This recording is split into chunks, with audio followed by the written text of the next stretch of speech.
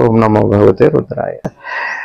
ఈ గంభీరమైన కాలంలో మనం రేపు ఇవాళ నుంచి 23 వరకు అనుకున్నాం. ముఖ్యంగా 22, 23 అనుకున్నాం. ముఖ్యంగా అందులో 20వ తారీఖున ఎక్కడున్నా మనకి మనం దేశాధినేతలు వేరు కాదు. మనం ఎన్నుకున్నవాడు మనం కదా.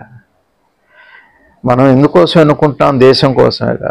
మన దేశం వేరు కాదు కదా. ఇదంతా ఒకటే. కానీ గంభీరమైన కాలంలో ఎన్నో పెనుమార్పులు చోటు చేసుకుంటున్నాయి. అది విశ్వరచన. అది విశ్వ మనసుకి ఒక తెలివి ఉంది. దాన్ని సద్గురుదేవులు శివానంద భగవాన్ వారు అంటారు, అది నేచర్ ఇంటెలిజెన్స్ అంటారు. ఇప్పుడు అట్లాంటి కాలంలో ఉన్నాం మనం. కానీ ముఖ్యంగా దేశాధినేతలు, ముఖ్యంగా పెద్దలు ఎవరున్నా కూడా ఈ తేదీల్లో కాస్త గంభీరమైన సమయం, జాగ్రత్తగా ఉండే సమయం. ముఖ్యంగా 20వ తేదీ, 22, 23 తేదీలు వారు కూడా జాగ్రత్తగా ఉండాలి. వారి క్షేమం కోసమే. రేపు 20న అందరి క్షేమం కోసం. ఇప్పుడు పెద్దలు చెప్పినట్టుగా ఇందాక చెప్పిన జ్ఞానంలో ఇందాక చెప్పా కదా, బాధపడేవాడు వేరు కాదని తెలిసిన రోజునే బాధకి శాశ్వత ముక్తి. ముక్తి అంటే అది. అసలు ముక్తి అంటే బాధపడేవాడు ఒకటే అని తెలిసిన రోజున దానికి ముక్తి అని పేరు. వెతికేవాడు వేరు కాదని తెలియటం ముక్తి అంటారు. వెతకబడేవాడు వేరు అని తెలియటమే బంధం అంటే అది.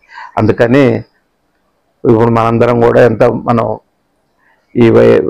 ఈ ద్వైతము అద్వైతం చెప్పుకున్నా, ఈ వ్యవహారిక సత్యంలో అందరూ బాగుండాలని దానికి మనం 20వ తారీఖున క్షేమం కోసం. ఇది ఆహ్వానం ఏం కాదు, అందుకే మీ నోటీసులో పెట్టడానికి. హోమం చేసుకుంటా ఎక్కడెవరున్నా నమో భగవతే రుద్రాయ నామంతో శ్రీ ఆంజనేయ స్వామిని మణి సూక్తంతో కొలుచుకోవటం, అంత గోధుమ పాయసం పెట్టుకోవటం, ఇళ్లల్లో పిల్లా జల్లా, స్నేహితులు, సమాజం, దేశాధినేతలు. ముఖ్యంగా మనం బాగుండాలంటే ఇప్పుడు ఎక్కడ ఏ దేశంలో ఏ మతంలో ఎక్కడున్నా దేశాధినేతలకి కొద్దిగా ఇవాళ నుంచి 20వ తారీఖు, 22, 23 తారీఖులు కాస్త విశేషించి కొద్దిగా జాగ్రత్తగా ఉండే సమయం కాబట్టి అందరూ బాగుండాలి. అందరిలో మంచి భావన రావాలి. మంచి భావన బాగుండి ప్రపంచంలో శాంతి ఏర్పడాలి. అటువైపు అడుగులు పడాలని పరమాత్మ స్వరూపులైన శివానంద స్వరూపులు, శివానందులైన సద్గురుదేవులు ప్రార్థన చేస్తూ వారి కోసం రేపు 20వ తారీఖు వారి జన్మ నక్షత్రం హోమం చేసుకుంటుంది.